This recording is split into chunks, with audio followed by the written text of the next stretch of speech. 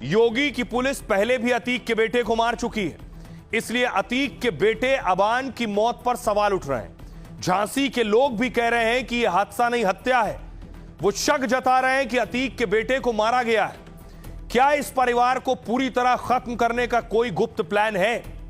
इस पर बीजेपी के प्रवक्ता राकेश त्रिपाठी ने कहा, जब भी किसी माफिया या अपराधी को चोट पहुंचती है तो सबसे ज्यादा दर्द समाजवादी पार्टी को होता है। सपा ने अपने शासनकाल में माफिया को पाला पोसा है, जबकि योगी सरकार में अपराधियों पर कानून का डंडा चल रहा है।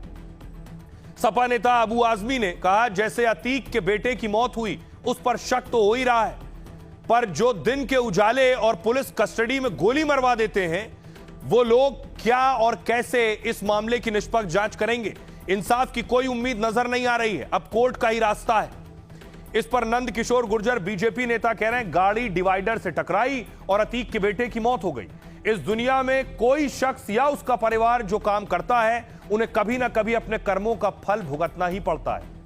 रविदास मेहरोत्रा सपा नेता ने कहा था, अतीक अहमद को पुलिस कस्टडी में गोली मारी गई, इसलिए उनके बेटे की दुर्घटना में मौत पर संदेह पैदा हो रहा है। जांच होनी चाहिए, कहीं साजिश के तहत तो मौत नहीं हुई है।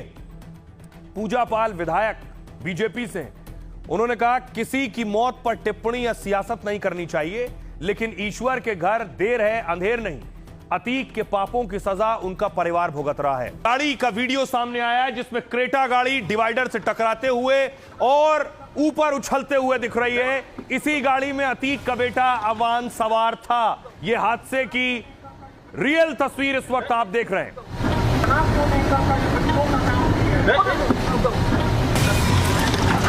की तस्वीर है, चारों तरफ आप तबाही देख रहे हैं, गाड़ी के परखच्चे उड़ गए, स्थानीय लोगों की भीड़ देख रहे हैं और खुद अतीक के बेटे अबान का शव सड़क के किनारे पड़ा हुआ। बहुत भयंकर एक्सीडेंट है।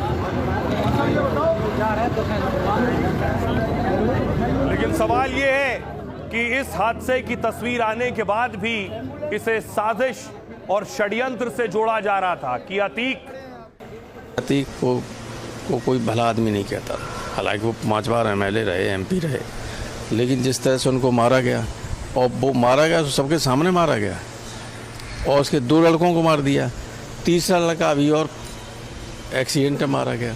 लोगों का, झांसी के लोगों का कहना है कि वो एक्सीडेंट नहीं था, वो भी मारा गया।